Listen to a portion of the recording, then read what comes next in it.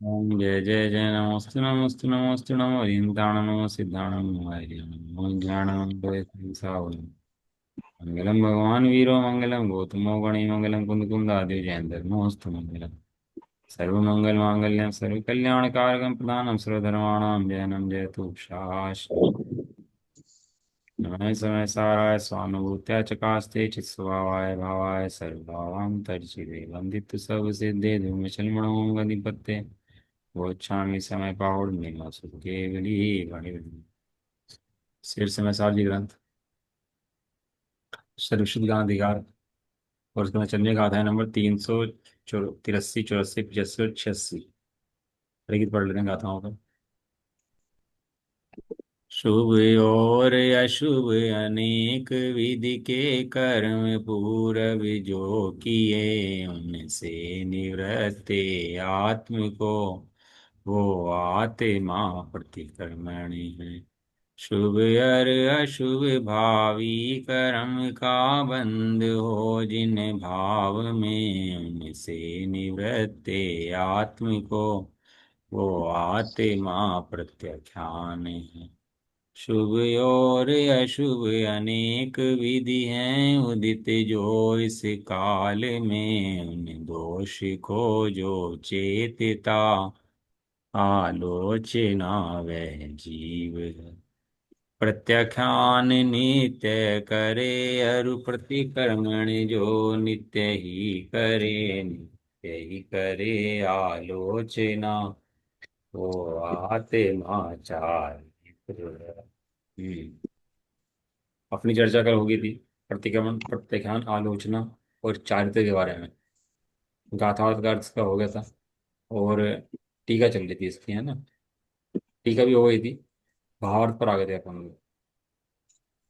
तो देखो भावार्थ जो है, जयचंद छाबड़ा का जो भावार्थ है, ये क्या कहते हैं।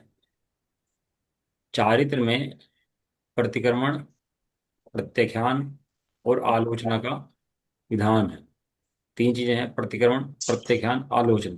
पूर्व में किए दोषों को प्रतिक्रमण, भविष्य में प्रत्याख्यान और वर्तमान में किए दोषों का नाम, कि दोषों का जो अभाव है करना, उसका नाम आलोचना।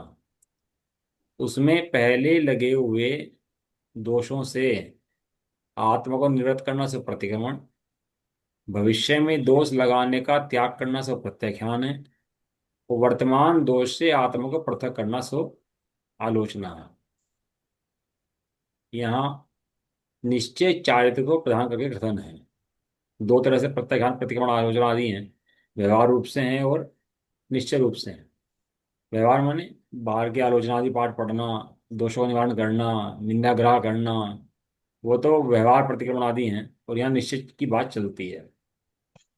इसलिए निश्चय से विचार करने पर जो आत्मा त्रिकाल के कर्मों से अपने को भिन्न जानता है, श्रद्धा करता है, अनुभव करता है, वह आत्मा स्वयं ही प्रतिक्रमण है, स्वयं ही प्रत्याख्यान है और स्वयं ही आलोचना है। त्रिकाल से भिन्न मतलब भूतकाल में मैं कर्मों से नहीं बंधा था, वर्तमान में कर्मों से नहीं बंधा, और भविष्य काल में भी कर्मों से मैं नहीं बंधूंगा। ये कर्म मेरे से अत्यंत न्यारे हैं और मैं इनसे अत्यंत न्यारा था, हूं और आगे भविष्य काल में भी रहने वाला हूँ। और इसके अंदर द्रव्य कर्म, भाव कर्म, नो कर्म सब जान लेना इसके अंदर। अब ऐसा नहीं है कि इसके अंदर जो कर्म लो आप तो कि पुद्गल के कर्म लो। इसके अंदर जो भावेंद्रिय है, जो खंड खंड रूप विषयों को ज्ञान ग्रहण करता है, उसका भी विषय इसके अंदर है। कहाँ से कहते हो आप इसको? तो गाथा नंबर 31, जो इंद्रिय जनिता प्राण सहावादियम मुणदि आदम। तो इंद्रिय की व्याख्या जब आचार्य देव ने लिखी तो तीन भेद दिए इंद्रिय के। द्रव्येंद्रिय, भावेंद्रिय और इंद्रिय के विषयभूत पदार्थ। ऐसे ही जब यहाँ पर भेद करेंगे अपन लोग तो द्रव्य कर्म से भी, भाव कर्म से भी और नो कर्मों से भी। नो कर्म यानी शरीराधिक, द्रव्य कर्म जिन कर्मों से उदय में प्राप्त होते हैं ये सब चीज वस्तुएं, उन कर्मों से फिर पुद्गल के हैं, वे जड़ हैं, अचेतन है। और जो अपनी भावेंद्रिय है, जो आत्मा को खंड खंड दिखलाती है। आत्मा खंड खंड है नहीं। आत्मा कैसा है? आत्मा अखंड है। जो आत्मा को अनेक रूप दिखाती है। आत्मा अनेक रूप है नहीं। आत्मा कैसा है? आत्मा ठीक है। आत्मा एक नहीं। नहीं। हाँ। जो दृष्टि उस एक अखंड ज्ञान को ग्रहण करती है, उसको जान लेती है कि भैया यहाँ ये ज्ञान अनेक प्रकार का नहीं है, ये ज्ञान खंड खंड रूप नहीं है। ये ज्ञान कैसा है? ज्ञान तो यहाँ अखंड है। जो ऐसे ज्ञान को जानता है उसे नाणम पच्चक खाणम, गाथा आई थी ना पूर्णगद्गार के अंदर। नाणम पच्चक खाणम, नाणम पच्चक खाणम माने जो ऐसे ज्ञान को जानता है वो ज्ञान ही प्रत्यक्षान है। और यहाँ कह रहे हैं वो आत्मा स्वयं ही प्रत्यक्षान है। एक ही बात है। ज्ञान प्रत्यक्षान है कि आत्मा प्रत्यक्षान है, दोनों एक ही बात है। त्रिकाल के कर्मों से भिन्न। मैं पूर्व में भी कर्मों से नहीं बंधा था, पूर्व में भी भाव कर्मों से खंडित नहीं हुआ, वर्तमान भी कर्मों से नहीं बंधा, वर्तमान से कर्मों से खंडित नहीं होता, और भविष्य काल में भी कर्मों से नहीं बंधूंगा, तो कर्मों से खंडित नहीं। नहीं हो। कर्म बेचारे कौन? कर्म कुछ कहते तो नहीं है, कुछ के जड़ हैं। जड़ को पता ही नहीं है ना कि करना क्या है। जड़ को क्या पता कि क्या करना है, किसे बांधना है, किसको ले जाना है। ये जो होता है ना, भगवान को मानते हैं करता है, इस लोक का करता भगवान है। तो जो लोग भगवान को कर्ता मानते हैं और अपन लोग कर्मों को कर्ता मानते हैं, तो उन लोगों ने प्रश्न उठाया। कहने लगा भाई, हम भगवान को कर्ता मान रहे, तुम कर्मों को कर्ता मान रहे संसार का, तो फर्क क्या है? बात तो एक ही होगी ना। या तो भगवान को कर्ता मानो चाहे कर्मों को कर्ता मानो। तो वहां से समझाया कि भाई ऐसा नहीं है। भगवान जहां तू कहता है वो एक जीव द्रव्य है, वहां चेतना पदार्थ है जो इच्छा पूर्वक कार्य करता है।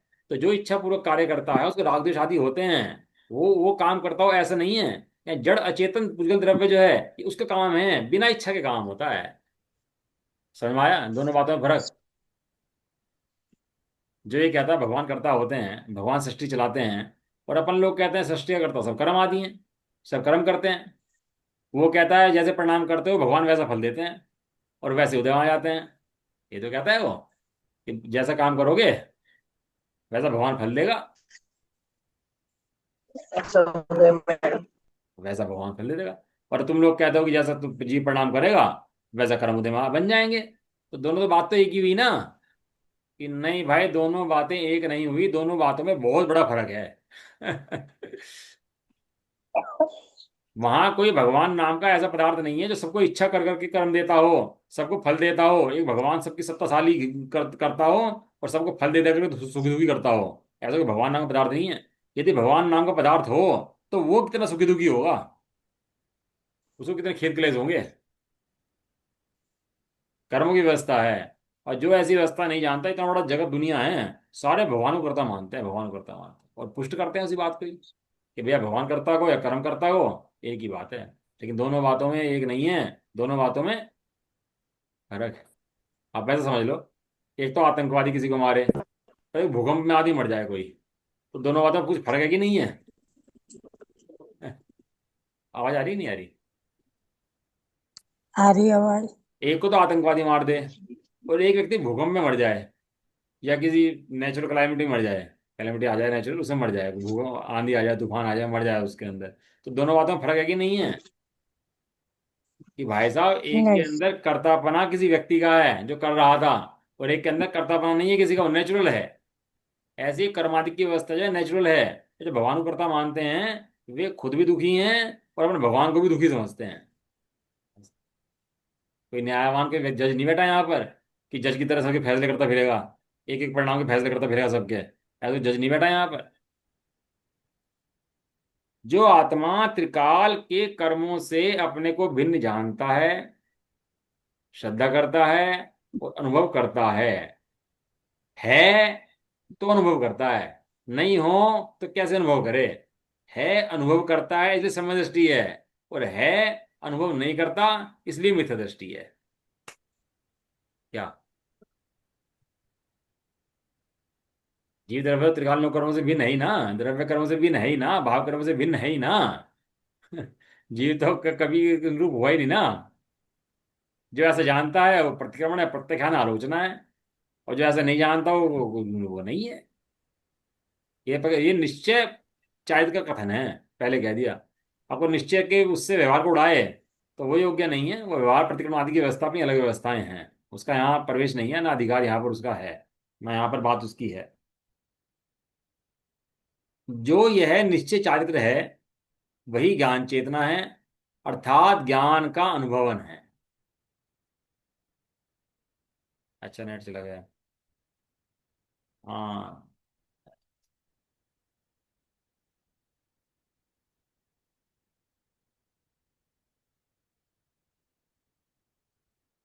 अब आ रही है। हाँ भाई है। इंटरनेट स्लो से पता नहीं क्या इसके अंदर हो जाता है। एक- हम्म क्या चल रही है अपनी? जो है निश्चय चारित्र है, वही ज्ञान चेतना है, अर्थात वही ज्ञान का अनुभव है। मतलब एक आत्मा को जानने के बाद, आत्मा में रमण करने के बाद, वही निश्चय प्रत्याख्यान है, वही प्रतिक्रमण है, वही आलोचना है। वो सारा काम वहीं पर हो जाता है उसका। और ज्ञान का अनुभव जो है ये परम शुद्ध रूप है, परम आनंद रूप है। ये निश्चय चारित्र है वास्तव। उसी ज्ञान चेतना से, अर्थात ज्ञान के अनुभवन से, साक्षात ज्ञान चेतना स्वरूप केवल ज्ञान में आत्मा प्रकट होता है। हम्म आत्मानुभव होने पर सब प्रत्यक्ष हो जाता है। सारा मोक्ष मार्ग, सारा आत्मा, सारा सर्वज्ञ, सारी व्यवस्था, द्वाशांग, पूरा प्रत्यक्ष हो जाता है उसको। कि क्या कहाँ पर हो रहा है, कितना रोग है, रोग का भाव कैसे होगा, सारे नुकसान कैसे प्रकट होंगे। एक आत्मानुभव होते ही सारे मोक्ष मार्ग की दशाएं, कलाएं सब प्रकट हो जाती हैं उसको एक एक क्षण के अंदर।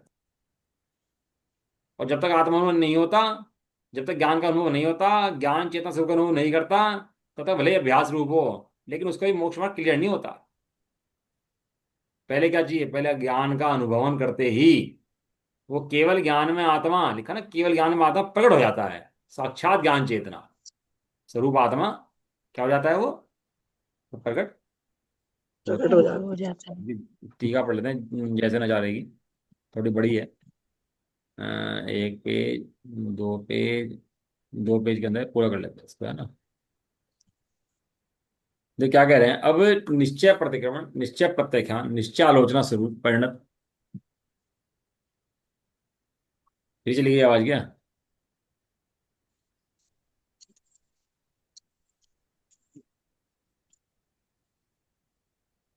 अब निश्चय प्रतिक्रमण, निश्चय प्रत्याख्यान, निश्चय आलोचना।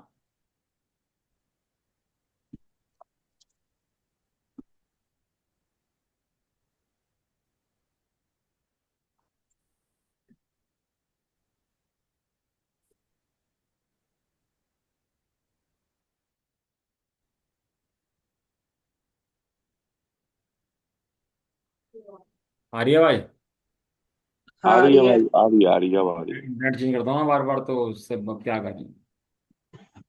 अब निश्चय प्रतिक्रमण, निश्चय प्रत्याख्यान, निश्चय आलोचना रूप परिणत तपोधन ही अभेद से निश्चय चारित्र होता है, ऐसा कहते हैं। एक होता है भेद, एक होता है अभेद। प्रतिक्रमण प्रत्याख्यान आलोचना भेद रूप है, व्यवहार रूप है। और जहां आत्मा में रमण करता है वो सब निश्चय रूप है। एक आत्मा के अलावा धर्म कहीं रखा नहीं है जो जाकर के ले आए। ये तो आचार्य देव भोज देते हैं, आमंत्रण भोज देते हैं सब जीवों को, कि सब जीव आओ। जैसे वो खोलता है ना अपना भंडार, कहना जिसे आना हो आके ले जाओ। ऐसे कारण परमात्मा, शुद्ध परमात्मा समय सार का खजाना खोलते हैं। समय सार कहाँ पर है? ये शास्त्र समय सार है क्या जो हम पढ़ रहे हैं अपन लोग? इसमें तो समय सार बताया है। ये तो नक्शा है समय सार का। समय सार कहाँ पर है? अपने आत्मा अंदर। में। आत्मा मैं में। स्वयं समय सार, आत, जिसने यहाँ देखा। आत्मा ही, आत्मा ही समय सार है। अभी कहेंगे भाई समय सार ले आओ, तो आदमी जाएगा समय सार ले आएगा। नहीं भैया, समय सार लाने की जरूरत है ही नहीं, क्योंकि मैं स्वयं समय सार हूँ। ये समय सार तो समय सार को बताता है। इस समय सार को देख करके समय सार लिखा गया बाहर में। ये समय सार ना हो तो ये समय सार भी ना हो बाहर में।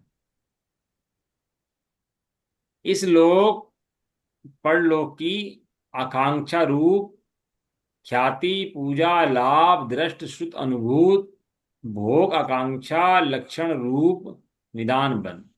जीव क्या करता है? जितने भी पुण्य कार्य करता है, धर्म कार्य करता है, सबके अंदर अभिप्राय में एक इच्छा रखता है। कोई ना कोई इच्छा को रख के कार्य करता है। कोई भी कोई धर्म का कार्य करेगा, तो हमें इसका फल प्राप्त होगा, अच्छे प्राप्त होंगे, स्वर्ग प्राप्त होगा, मोक्ष प्राप्त होगा, कोई ना कोई उसको ख्याति होगी, मेरी पूजा हो जाएगी, मैं लाभ हो जाएगा, मुझे प्राप्ति हो जाएगी, तो कोई ना कोई उसकी ख्याति लाभ पूजा अंदर में पड़ा रहेगा। जो ख्याति लाभ पूजा आदि चाय, धरि करत विविध विधि देह दाय, आत्म अनात्म के ज्ञानहीन, जे जे करनी तन करन छीन। तपस्वी हो, त्यागी बन जाए और चारों तारीफ कर दें कि हाँ भैया तपस्वी, तो उसके लिए तो चढ़ जाता है एकदम बढ़िया। 10 100 50 लोग पूछने वाले हो जाएं इसको, तो इसको मान चढ़ जाता है कि हाँ भैया ये सही है। मतलब इतनी भूख प्यास भी नहीं देखता उस मांग की खातिर। इतना भूखा बैठा रहेगा, प्यासा बैठा रहेगा, कपड़े छोड़ देगा, सब कर देगा, काम कर देगा, काला बैठा रहेगा, वो जरा से कह दे वो बहुत बढ़िया, बस इसके लिए सारा काम कर देता है वो। वही भोग प्राप्त हो जाते हैं इसको आगे देवगति के। जो छोड़ता है तो आगे क्या प्राप्त होते हैं? तो यहाँ भी क्लेश भोगता है, और देवगति के भी क्लेश कलेश भोगता है। और जो यहाँ आनंद करता है आत्मा को, यहाँ भी आनंद करता है, और आगे गतियों में जाता है तो वहां भी आनंद करता है। इस लोक की या परलोक की, कहीं की भी इच्छा करेगा भैया अगले जन्म सुधरेगा हमारा, भविष्य सुधर जाएगा हमारा। ऐसी ख्याति पूजा लाभ देखे हुए, सुने हुए, अनुभव किए हुए, सारी इंद्रियां आ जाती हैं इसके अंदर। देखा सुना अनुभव करा, ऐसे भोग आकांक्षा लक्षण रूप निदान बंध। जीव का जितना फल है कर्मों का, ये सब फल जो है ना, ये निदान बंध का ही फल है। ये इच्छा करता रहता है अंदर में, कुछ कर करके चाहता रहता है। आदि समस्त पर द्रव्यों के अवलंबन से उत्पन्न, शुभ अशुभ संकल्प से रहित। अज्ञानी की बात चला दी उन्होंने, पहले कह दिया कि ऐसे पर द्रव्यों का अवलंबन करता है, और पर द्रव्य का अवलंबन से क्या उत्पन्न होता है? शुभ या अशुभ भाव उसको उत्पन्न होते हैं। जो आत्मा को नहीं देखता, आत्मा को नहीं जानता, आत्मा नमन नहीं करता, वो कहीं ना कहीं शुभ अशुभ में अटका मिलेगा, आपको कहीं ना कहीं जरूर मिलेगा। ऐसा हो नहीं सकता कि आत्मा का अनुभव तो ना कर रहा हो और शुभ अशुभ में ना अटका हो। निदान बंद का मतलब क्या है? निदान बंद मैंने भविष्य में कर्मों का बंद करना। भविष्य अब जैसे किसी को भोजन दिया, अब भोजन क्यों दिया आपने उसको, भूखे को वो रोटी क्यों दी? कि भैया अच्छा कार्य है, पुण्य कार्य है। तो पुण्य कार्य मतलब क्या होता है? कि भैया इसको रोटी दी है तो हमें भी रोटी मिलेगी। हम अच्छे परिणाम कर रहे हैं, अच्छे परिणाम का फल क्या चाहता है? अच्छा चाहता है। तो जो अच्छा फल चाहता है उसको बोलते हैं निदान बंद। राजा का महल देगा, ओ बढ़िया तो बढ़िया महल है, तो महल प्राप्त हो जाएगा, हमें प्राप्त हो रूप, हमें प्राप्त हो तो रूप प्राप्त हो जाएगा। तो जीव को निदान बंद प्राप्त हो जाते हैं। और जितने भी फल है ना मिलता है, सब निदान बंद से ही मिलता है।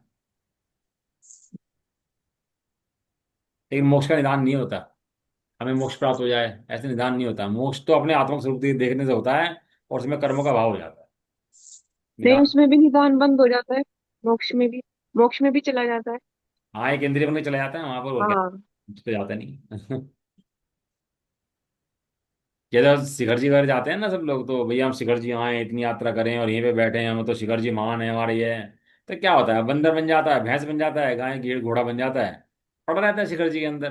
तो वो नहीं सकता निदान बन। आत्मा की भावना के बिना जो करेगा निदान बंदी करेगा। ये समझ लो आप। चाहे पूजा कर, चाहे पाठ कर, चाहे मुनि में, चाहे जो बन जा, तो वो सब निदान बंद का ही फल है। और निदान बंद करता हुआ जीव एक इंद्रिय में चला जाता है। भूखे को खिलाओ, प्यासे को पिलाओ, नंगे को कपड़े दो, तो मिल जाएंगे, तुझे भी क्या दिक्कत है? ये तो राजे वैभव सेठ मिल रहे हैं ना, सभी हैं, इन्होंने कहीं पूर्व में दान दिया था ऐसे ही, तो इसलिए सेठ बन जाते हैं।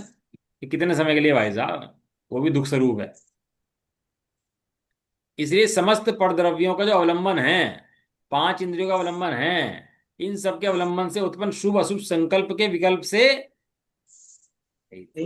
वहां भगवान के दर्शन करते हैं ना, तो भगवान, हम तो भगवान को देखते हैं, और भगवान पर दृष्टि आती है तो भगवान को देखते हैं, भगवान अंतरंग में है। तो ऐसा करते दृष्टि हट जाती है, और अपने अंतरंग में दृष्टि चली जाती है। ये है देव को देखने का फल। और बाहर के विषय में क्या होता है? दृष्टि जाती है वहीं टिक जाती है। और भगवान को ही विषय बनाया, तो भगवान को देखते ही विषय क्या बनता है कि भगवान अंतरंग में है, और उन्होंने अपना उपयोग का काम, वे बाहर नहीं देख रहे, हम बाहर देख रहे, तो उनको देखते ही लगता है ऐसा कार्य करो जैसे वे कर रहे हैं। तो ऐसा कार्य करता है तो अपने अंतरंग में देखता है, ये होता है अपने अंतरंग से जुड़ना। इसलिए देव का जो दर्शन है ना, वो निज दर्शन के लिए बताया। बाकी विषय तो तेरा उपयोग खींच लेते हैं ना, बाकी विषय तेरा उपयोग खींचते हैं। पांच इंद्रिय के विषय और मन तेरा उपयोग खींचते हैं, और देव तेरा उपयोग तेरे अंदर लगा देते हैं।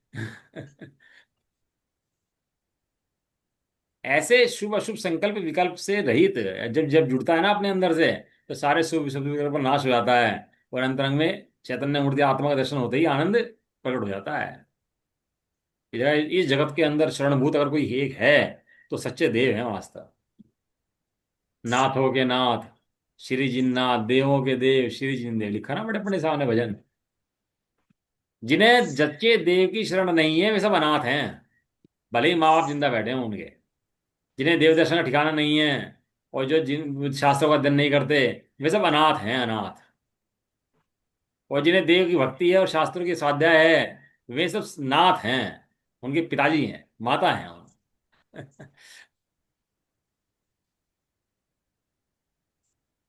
तो भगवान के दर्शन दूर से करना चाहता है और भोगों को नजदीक नजदीक से भोगना चाहता है, और ज्ञानी भगवान के दर्शन नजदीक से करता है और भोगों से दूर भागता है।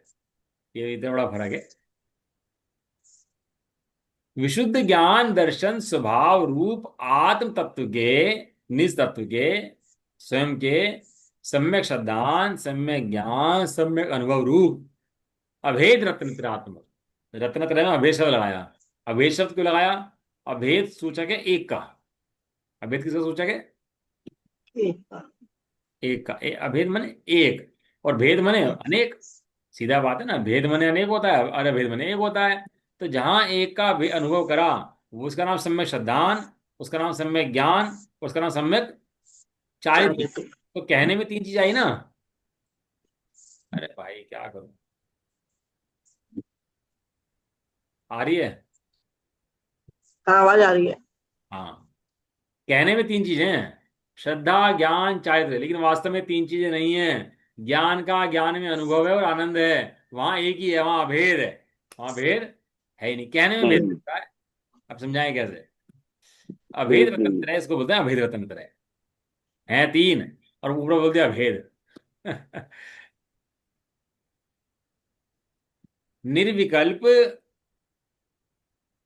परम समाधि से उत्पन्न वीतराग सहज परमानंद स्वभाव सुख के रसास्वाद रूप।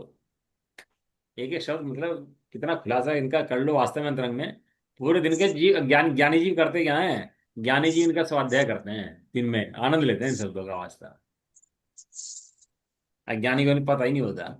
परम समाधि, कि तुम समाधि की बात करते हो, परम समाधि कौन सी होती है? कि जो अपने आत्मा में रमता है ना, उसको परम समाधि बोलते हैं। और जितने सिद्ध भगवान हैं ये सब परम समाधि करते हैं। समाधि कराओ, समाधि कराओ, अरे तू समाधि स्वरूप है भैया। परम समाधि से उत्पन्न, कैसा क्या उत्पन्न होता है उससे? वीतराग सहज परम आनंद स्वभाव सुख के रस स्वाद रूप समरसी भाव परिणाम के अवलंबन से। संस्कृत पढ़ोगे उसके तो बहुत लंबा सेंटेंस बैठेगा, एक सेंटेंस ही तीन चार लाइन का बैठेगा, बीच में कट नहीं होगा उसके।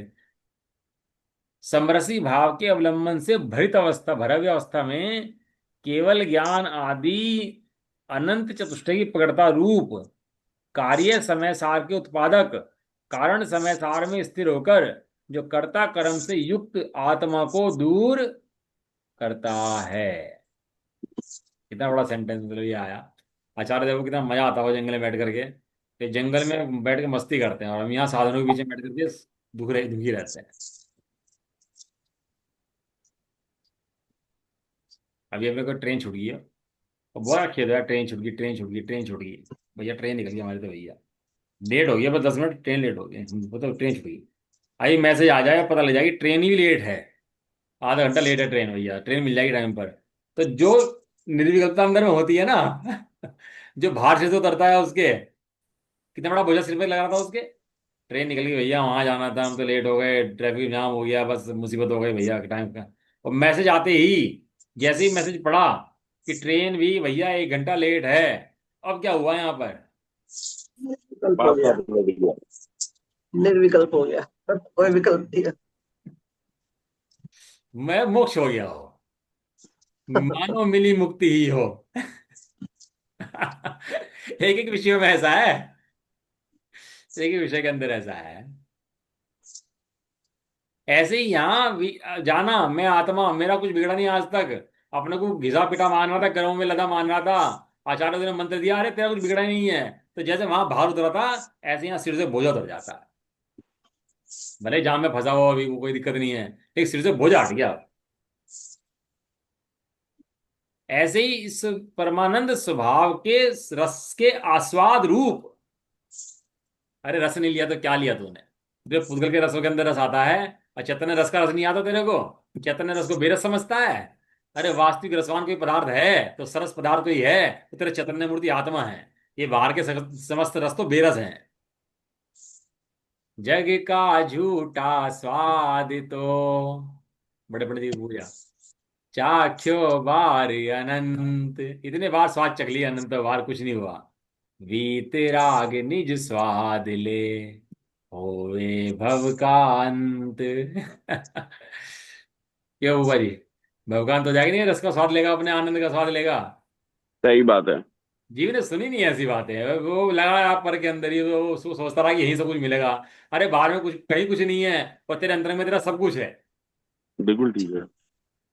ऐसी ये कहता ना, ठीक है। इसमें बड़ा कर्म की निर्जर हो जाती है। एक बार ठीक कहे जी ऐसी बातों को, तो एकदम हाँ पाड़ता है ना जी, तो उसको लगता है हाँ भैया ये बात तो बिल्कुल यही बात है, ऐसी ही है, यही बात सही है। उसने आचार्य देव की बात समझी और आचार्य देव की बात मानी। अपने स्वभाव के सुख के रस के आस्वाद रूप समरसी समता भाव से परिणमन अवस्था में भरित अवस्था, भरा हुआ, ऐसा लोटा भर रहा है, एक बूंद पानी करो निकल जाएगा, इतना भरा हुआ है। इतना सुख भरा हुआ है तेरे अंदर। कमी नहीं शुद्धात्म में, तेरे अंदर कुछ कमी नहीं है, तू परिपूर्ण अवस्था वाला है। परिपूर्ण हूं निज में ही। जब ऐसी दृष्टि होती है तो केवल ज्ञान तो झक मार के आता है। तो केवल ज्ञान आ जाए, विकलांग की पूजा करे। अरे जहां स्वभाव की श्रद्धा हो जाए, स्वभाव की दृष्टि हो जाए, वहां केवल ज्ञान झक मार के तेरे चरणों में आ जाए। और जब तक ऐसे स्वभाव की दृष्टि ना हो, तो केवल ज्ञान तेरे से दूर बैठा रहे भैया, मुक्ति रूपी लक्ष्मी से देखे नहीं। सही बात। मोक्ष खिला गया ना भगवान का सिंहासन, भगवान का आज। तो कैसे अपने स्वभाव का आनंद कर रहे हैं, केवल ज्ञान का आनंद नहीं कर रहे। किसका आनंद कर रहे? स्वभाव का आनंद। स्वभाव का आनंद, अनंत सुख से भरा हुआ स्वभाव, उसको पी रहे बैठ कर। केवल ज्ञान में दृष्टि नहीं जाती। केवल ज्ञान तो भूसा है।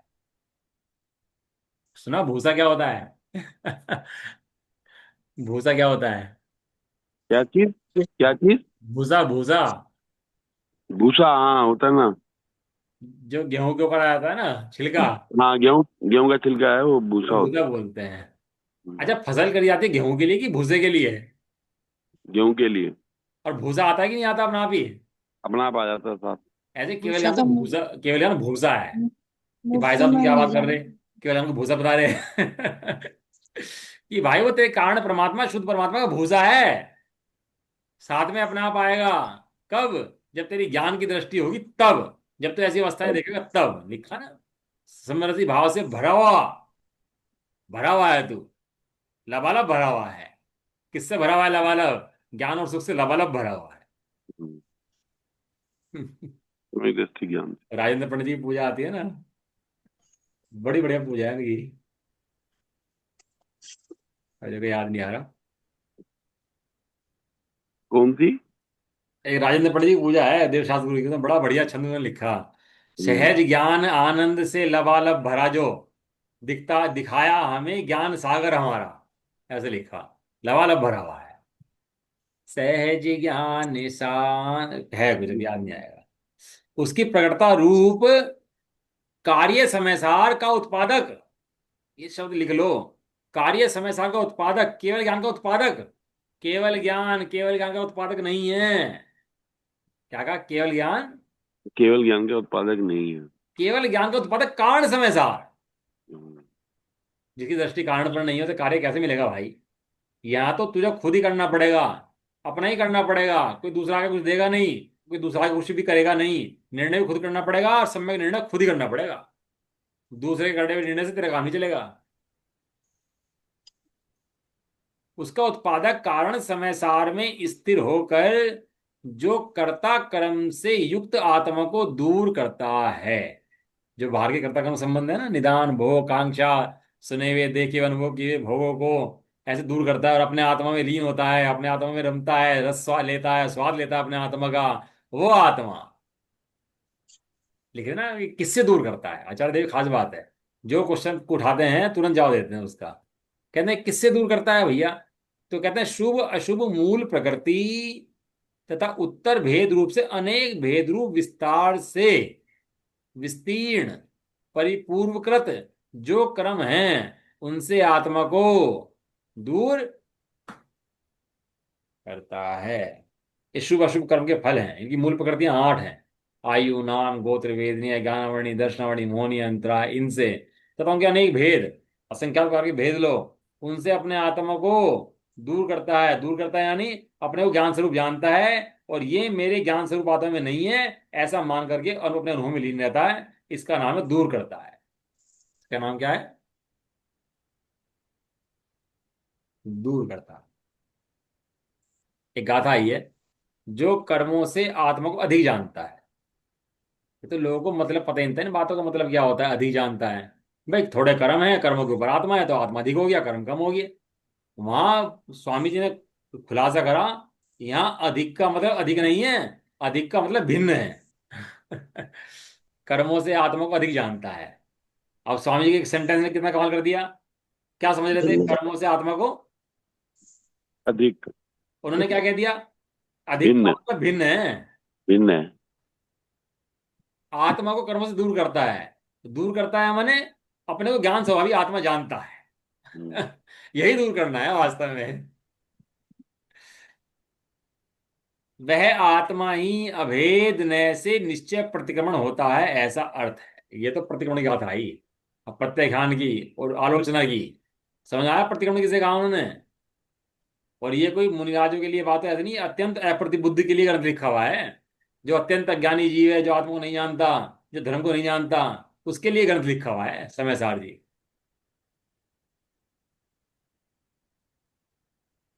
जो अनंत ज्ञानादि स्वरूप, क्या है स्वरूप आत्मा का? अनंत। अनंत अनंत अनंत ज्ञानानंद। शब्द सुन के महिमा पता नहीं लगता।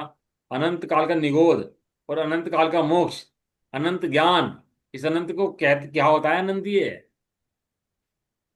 तेरा अनंत भरा पड़ा, अनंत ज्ञानादि स्वरूप आत्म द्रव्य के सम्यक श्रद्धान, सम्यक ज्ञान, सम्यक अनुभूति स्वरूप अभेद रत्न तरह। वही बात आई पहले वाले ना जो समझाई थी।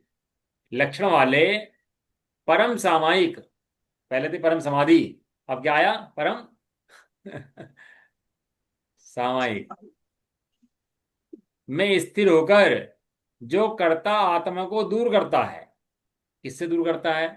शुभ अशुभ आत्मा। अनेक विस्तार से विस्तृत भविष्यत कर्मों से जो मिथ्यात रागादिक परिणाम होने पर बंधते हैं, उनसे आत्मा को। दूर करता है। हाँ, भविष्य के कर्म बनते हैं। किससे बनते हैं? इन कर्मों में जुड़ने से भविष्य के कर्म बनते हैं। हम्म। भविष्यकालीन कर्म बन जाते हैं। अब किसी को भविष्य कर्म ना मानने हो तो क्या करे? सो अज्ञान ना करे, वो कर्मों में ना जुड़े, कर्मों को ना करे। सीधी बात है। देखा, जिन्हें दुखी ना होना हो तो कषाय ना करे। कौन सा कोई घोड़ा गणित है इसके अंदर? भविष्य के जो शुभ अशुभ में जुड़ने से कर्म बनते थे, उनसे आत्मा को दूर करता है। वही गुण विशिष्ट, गुण गरिष्ठ, गुणों में श्रेष्ठ, गुणों में गरिष्ठ तपोधन ही अभेद नय से निश्चय प्रत्याख्यान होता है, ऐसा जानना चाहिए। चाहिए। भविष्य के कर्मों का बंध क्यों नहीं होगा? जो अपने को आत्मा नहीं देंगे उनको कर्मों का बंध होगा, और जो अपने को आत्मा देखेंगे उनको कर्मों का बंध नहीं होगा। नहीं होगा।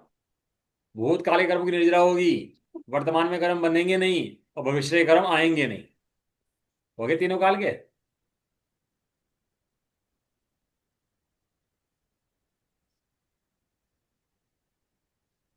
और जो अपने को आत्मा नहीं देखेंगे, भूतकाल के कर्म में बंधे हुए कर्म रहेंगे, उदय देंगे, वर्तमान में कर्म बनते रहेंगे, और भविष्य के कर्म आते ही रहेंगे भाई, बनते रहे, ऐसा जानना चाहिए।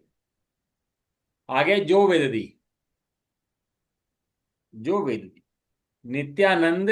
पर क्या इतने खुलासे इतने हैं इनके, करते रहो, रस पीते रहो। आचार्य देव ने तो लिख दिया कि तू आनंद पीता रहे भैया वास्तव में। जो वेददी नित्यानंद, नित्यानंद, नित्यानंद, सहज आनंद, अनंत आनंद तीन शब्द है। अनंत ज्ञान आदि आनंद, सहज आनंद और नित्य आनंद। एक स्वभाव शुद्धात्मा के सम्यक श्रद्धान ज्ञान अनुष्ठान रूप अभेद रत्नात्मक आत्मा में सुख दुख, आत्मा के अंदर सुख दुख जीवन मरण आदि विषय में सर्व उपेक्षा संयम में स्थित होकर जो कर्ता वेदन करता है, अनुभव करता है, जानता है। क्या जानता है? जब जो कर्म है वह कर्म है, वह किस रूप में है? दोष रूप है। मेरा स्वरूप नहीं है।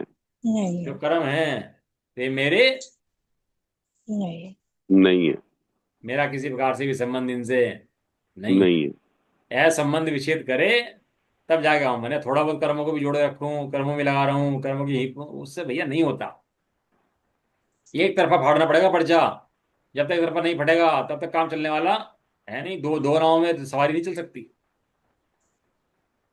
जो कर्म है कर्म के रूप में है, वो कर्म कर्म में है, दोष रूप उनका दोष है, मेरा स्वरूप नहीं है। और कैसा है, कैसा कर्म है जो मेरा स्वरूप नहीं है? उदय में आया हुआ कर्म वर्तमान में जो उदय में आ रहा है। और कैसा उदयागत कर्म है? शुभ अशुभ अशुभ कर्म। जो शुभ अशुभ कर्म उदय में आ रहा है, मूल और उत्तर प्रकृति के भेद से अनेक प्रकार से विस्तृत है। वर्तमान काल में स्पष्ट रूप से वह आत्मा ही अभेद न से निश्चय आलोचना है, ऐसा जानना चाहिए।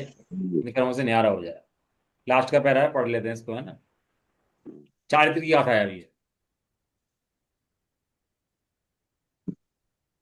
निश्चय रत्नत्रय रूप शुद्धात्म स्वरूप में स्थिर होकर ऐसे आत्मा में जो स्थिर होता है, जो पूर्वोक्त निश्चय प्रत्याख्यान प्रतिक्रमण आलोचना अनुष्ठान नित्य करता है, वह आत्मा ही अभेद न से निश्चय चारित्र होता है। किससे होता है? कि ऐसा शुद्धात्म स्वरूप में चरण करना सो चारित्र है। कितना बड़ा शब्द दिया चारित्र माने। ये नियम करो, ये छोड़ दो, ऐसा खाओ, ऐसे रहो, ऐसे कपड़े छोड़ दो, इसका नाम चारित्र नहीं है। क्या लिखा?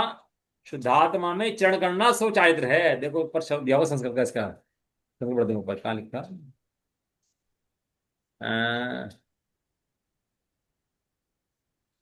ऊपर किया हुआ शुद्धात्म स्वरूपे चरणम चारित्र्यमिति वचनात्। ऊपर की लास्ट के दूसरी लाइन है नीचे से। मिल गई? मिल गई। संस्कृत में लिखी हुई है। आप शास्त्र लेके बैठते हो ना, इसलिए आपको इजी रहता है। वो अच्छा है, शास्त्र लेके बैठो ना, स्वाध्याय करो, तो बहुत अच्छी परंपरा है, वो होनी चाहिए। शुद्धात्म स्वरूपे चरणम चारित्र्यमिति वचनात्। यह वचन है कि शुद्धात्मा के स्वरूप में आचरण करना सो चारित्र है। और ये आगम के वचन से सिद्ध होता है, किसी के घर की बात नहीं है। भगवंतों ने अनुभव करके ये बात बताई है। इस तरह निश्चय प्रतिक्रमण प्रत्याख्यान आलोचना रूप चारित्र के व्याख्यान रूप से आठवें स्थल में चार गाथाएं पूर्ण हो पूर्ण गई। गाथाएं पूर्ण हुई। भी। अब एक कलश आएगा इसके अंदर, कल पढ़ेंगे। अब अपना स्वास्थ्य टाइम हो गया। एक कलश आचार्य दे देंगे कि ज्ञान कैसे होता है, कैसे वेदन करता है। चर्चा कल करते हैं, ठीक है। ठीक है भाई। निज निधि निज में बताई है अनंत प्रकार है इसके इसके निवाको पंचाशत निर्माण बार।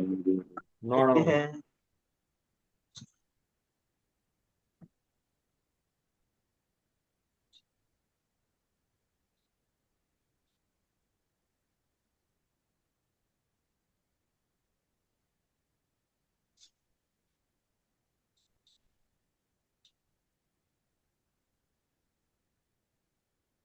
जय प्रदासी माता की। जय हो। महान जैन धर्म की। जय हो। एक साथ बोलिए। जय जय जिनेन्द्र। जय जिनेन्द्र। जय जिनेन्द्र। सबको जय जिनेन्द्र। सबको जय जिनेन्द्र।